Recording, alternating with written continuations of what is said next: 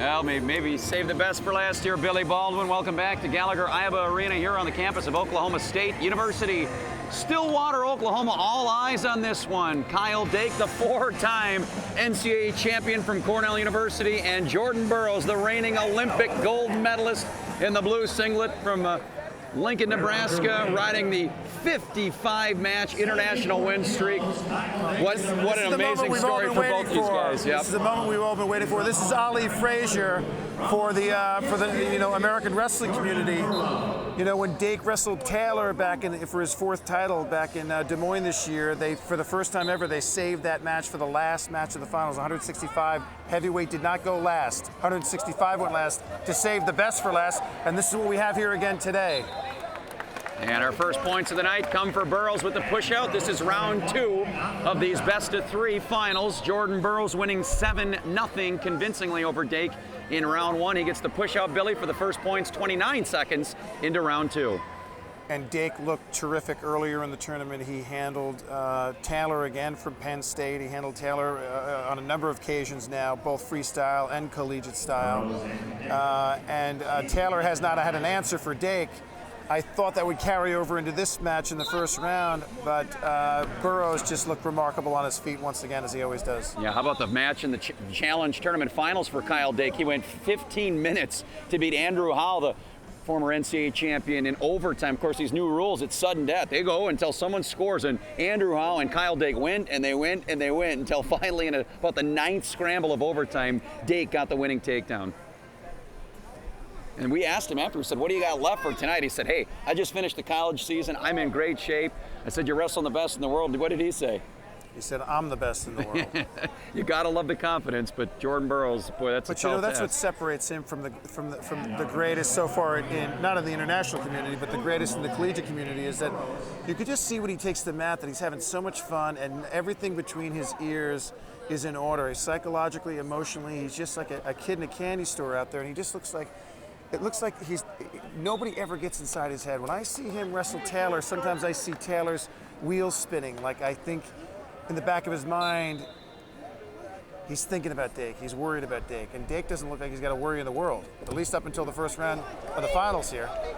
Well, Dake's holding himself much better than he did in round 1, with Burroughs is nearly getting the push out. There is Dake, and he is gonna get a draw, and Kyle Dake has a 3-point move on the Olympic champion, Jordan Burroughs, and this place is coming unglued after the gut-wrench to play for Kyle Dake.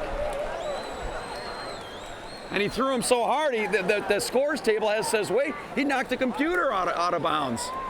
Yeah, we got to re-power up, we got to reboot. He may have knocked a bottle of water onto the computer over there, but I tell you, that's exactly what he did with Beat the Streets on the Rumble on the Rails when he took that Russian and he launched him too. You know what I mean? That's what I say. If there's anybody here that would just let that previous loss just roll off his back and come out here a half an hour later ready to rumble, ready to win, ready to make a statement, it's Kyle Dake, man. Emotionally, he's one of the toughest there are. Well, Kyle Dake has been one of the real faces of wrestling with his incredible streak. The first wrestler in the history of college wrestling to win 4 NCAA titles at 4 different weights. As you said earlier, he capped off number 4 a couple of months ago in Des Moines against David Taylor in an epic final.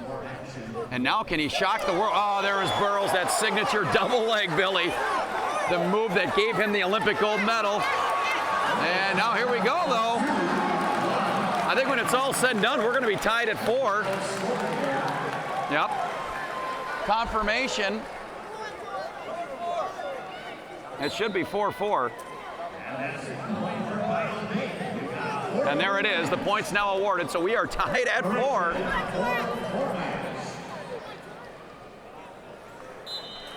And we are going to halftime. Are you kidding me? Well, that's the best first period I've seen so far.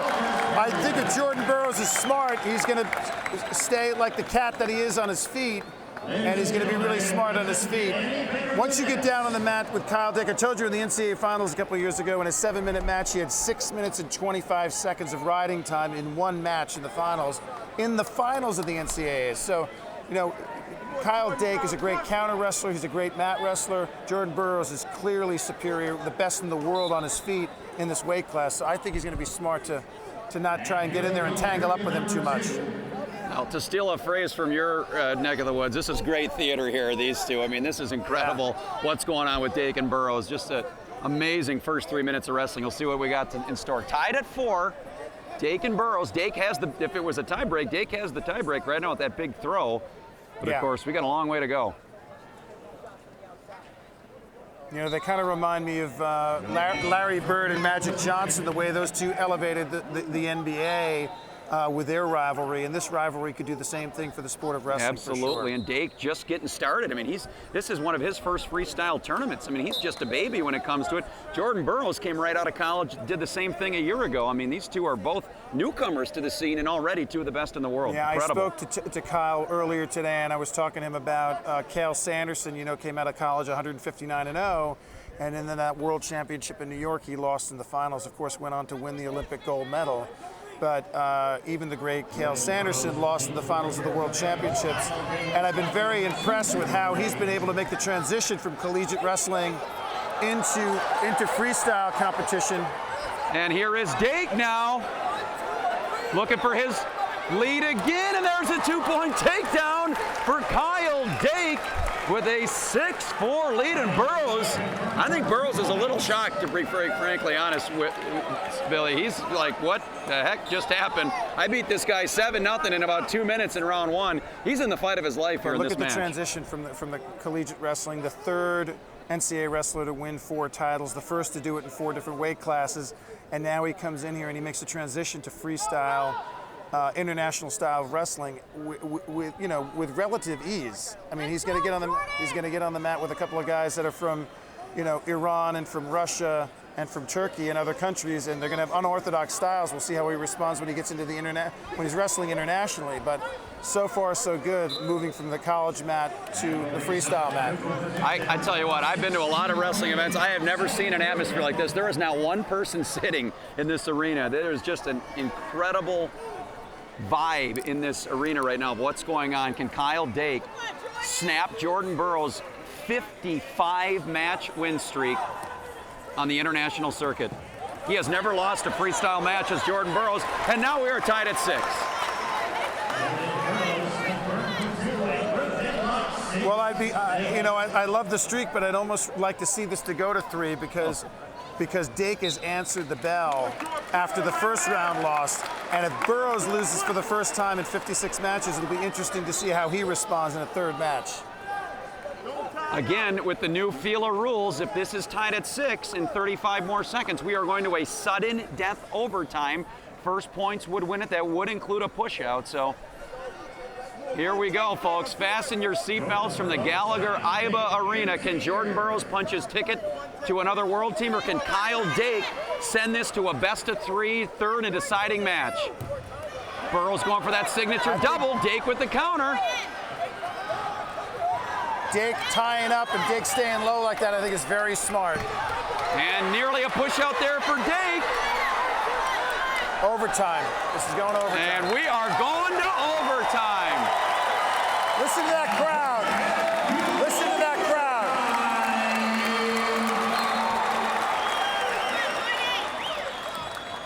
And Burroughs in on the shot. Roll him through, roll him through. And no confirmation. That's it. Jordan Burroughs in overtime. Wow. 8-6.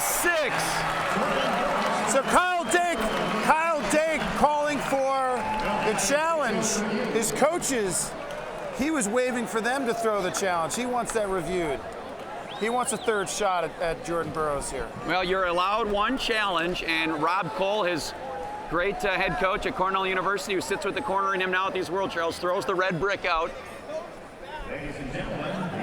Maybe a bit of a Hail Mary attempt here by Dake, but you got to do it. It's like a timeout at the end of a football game. If you got it, you might as well use it.